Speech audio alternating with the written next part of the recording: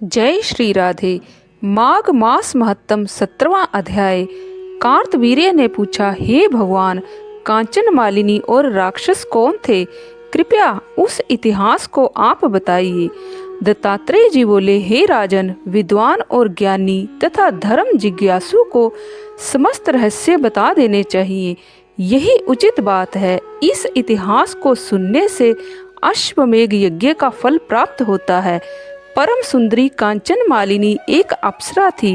वह माघ स्नान त्रिवेणी में करके जब शिवालय की ओर जा रही थी तो पर्वत की कंदरा में बैठे एक वृद्ध राक्षस ने उसे देखा। उसकी सुंदरता को देखकर राक्षस आश्चर्यचकित रह गया और राक्षस ने पूछा, हे सुकेशी, तू कौन है और कहाँ से आती है? तेरे वस्त्र और केश गीले क्यों हैं? ऐसा कौन सा पुण्य है जिसके कारण तेरा तेज दमक रहा है? तेरे दर्शन मात्र से मेरे क्रूर मन को शांति हो रही है। क्या महिमा है, तुम मुझसे कहो। तब अप्सरा ने कहा, हे राक्षस, मैं एक अप्सरा हूँ। मेरा नाम कांचन मालिनी है, क्योंकि मैं इस समय त्रिवेणी स्नान करके लौट रही हूँ। इस कारण मेरे वस्त्र और केश गीले हैं। मैं शिव के पूजन के लिए कैलाश जा रही हूँ। मेरे ऊपर जो तेज प्रतीत होता है वह माघ स्नान और प्रयागराज के संगम त्रिवेणी के जल का प्रभाव है। जिस पुण्य के प्रताप से मैं सुबुद्धि गंधर्व की कन्या और उमा की सखी हुई हूँ, उसका भी इतिहास तुम सुनो। पूर्व जन्म में मैं कलिंग राजा की प्रिय वैश्याई सुख संपत्ति के कारण मैं गर्व में फूली रहती। श्रेष्ठ सुंदरी होने के कारण सारा नगर मुझ पर मोहित था। मैंने इच्छा के अनुसार भोग विलास किया और कामी पुरुषों के धन को मनमाने तरीके से ठगा। मेरे पास धन, वैभव और संपत्ति की कोई कमी नहीं थी। उस समय कलिंग में मेरे नाम की धूम थी, परंतु जब मैं वृद्धा हुई तो मैंने विचार किया कि मैंने अपना सारा जीवन काम वासना और धन संचय में ही व्यतीत किया है, कभी धर्म की ओर ध्यान नहीं दिया है। इस विचार के आते ही मेरी आत्मा को बहुत कष्ट हुआ। अंत में विचार कर मैं राजपुरोहित के पास गई और तब मैंने अति विनीत स्वर में विलाप करते हुए अपने मन की व्यथा उनसे कही। मैंने कहा, हे विप्र, मैं बहुत ही पापी हूँ।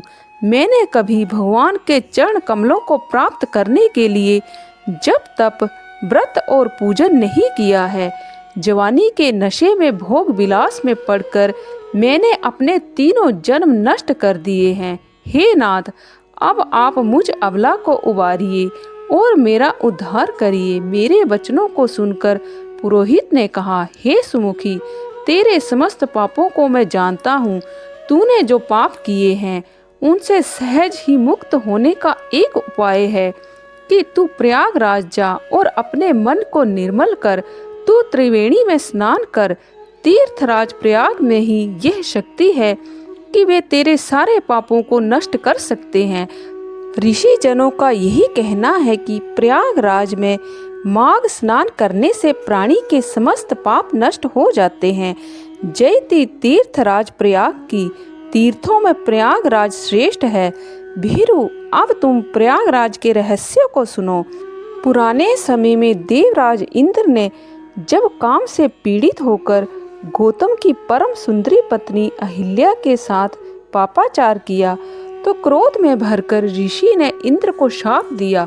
फल स्वरूप देवराज के समस्त शरीर पर हजारों भाग चिन्ह बन गए और उसका स्वरूप लज्जापूर्ण एवं कुरूप हो गया। तब मन में लज्जा को धारण किए मुंह नीचा करता देवराज इंद्र संसार की नजरों से बचता सुमेरु पर्वत पर जा पहुंचा।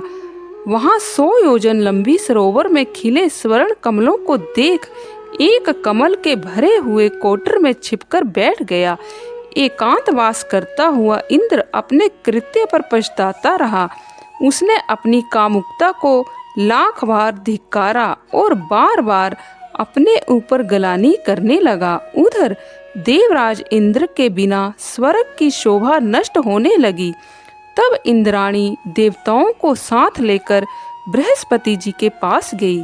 उसने कहा, हे भगवान, स्वामी के बिना मेरा जीवन अप्रिय हो रहा है। कृपा करके आप ही बताएं, स्वामी कहाँ है? हे नाथ, आप मुझ पर और देवताओं पर दया करके इंद्र का पता बताएं। तब बृहस्पति जी बोले, हे सुभगे, तेरे पति इंद्र ने बिना सोचे विचारे जिस महान पाप को कर डाला है, उसकी लज्जा से ही वह एकांतवास कर रहे हैं। इंद्र ने मद में आकर कर्म कुकर्म का विचार नहीं किया। उस दशा में वह क्षय करने वाले घृणित एवं प्रकट कुकर्म कर बैठा है। चलो मैं तुमको वह स्थान बताता हूँ जहाँ इस समय इंद्र छिपा बैठा है। तब बृहस्पति जी समस्त देवताओं एवं इंद्राणी शची को साथ लिए उस सरोवर के पास गए। वहां बृहस्पति ने इंद्र को समझाया। तब इंद्र को अपने स्थान से बाहर आना पड़ा। गुरु के सामने आते समय उसका मन गलानी से भरा था। वह अपने कुरूप पर लज्जित था और मन ही मन पछताता रहा। उसके नेत्र नीचे की ओर झुके हुए थे। उसने लपक कर गुरु के चरण पकड़ लिए और आंसू बहाते हुए कहा, हे देव, मैं तुम्हारी शरण में हूँ, मेरी रक्षा करो। मुझे ऐसा उपाय बताओ जिससे मैं इस शाप से मुक्त हो सकूं। हे नाथ, मैंने बिना सोचे समझे जो भी अपराध किया उससे आप ही मुक्त कर सकते हैं। मैं आपकी शरण में हूँ। इंद्रदेव के इन वचनों को सुनकर देवगुरु बृहस्पति जी ने कहा, हे देवराज, तुमने महान दुष्कर्म किया है, परंतु इतने दिन एकांतवास करते हुए तुमने अपने कर्म पर पछतावा किया है। इसीलिए तुम्हारे पाप को नष्ट करने का उपाय मैं तुम्हें बताता हूँ। इस शाप से मुक्त करने की कोई शक्ति त्रिलोक में नहीं है।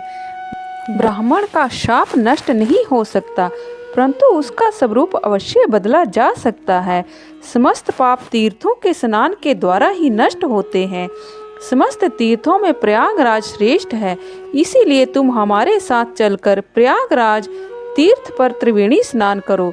वहां निश्चय ही तुम्हारे पाप नष्ट होंगे। तब इंद्र ने त्रिवेणी में स्नान किया और उसके सारे पाप तुरंत नष्ट हो गए। तब बृहस्पति जी ने इंद्र की बुद्धि निर्मल जानकर आशीर्वाद देते हुए कहा, हे इंद्र, ऋषि के शाप से तेरे इस शरीर पर जो हजारों भाग चिन्ह हैं वे नेत्र बन जाए।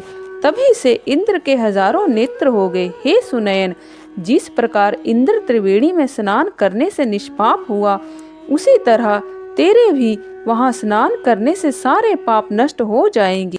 तू भी वहीं जाकर स्नान कर। उनकी बात मानकर हे राक्षस, मैं प्रयागराज गई और मैंने त्रिवेणी की पवित्र धारा में स्नान किया। उन दिनों माघ मास था। 3 दिन के स्नान से मेरे सारे पाप नष्ट हो गए। शेष 27 दिन के स्नान का मुझे दिव्य फल मिला है। मैं पार्वती जी की सखी बनी हूँ। अब भी मुझे पूरा वृत्तांत याद है और वहाँ से ही लौट रही हूँ। तो आज के लिए बस इतना ही। कल फिर आपसे भेंट होगी। तब तक के लिए जय श्री राधे।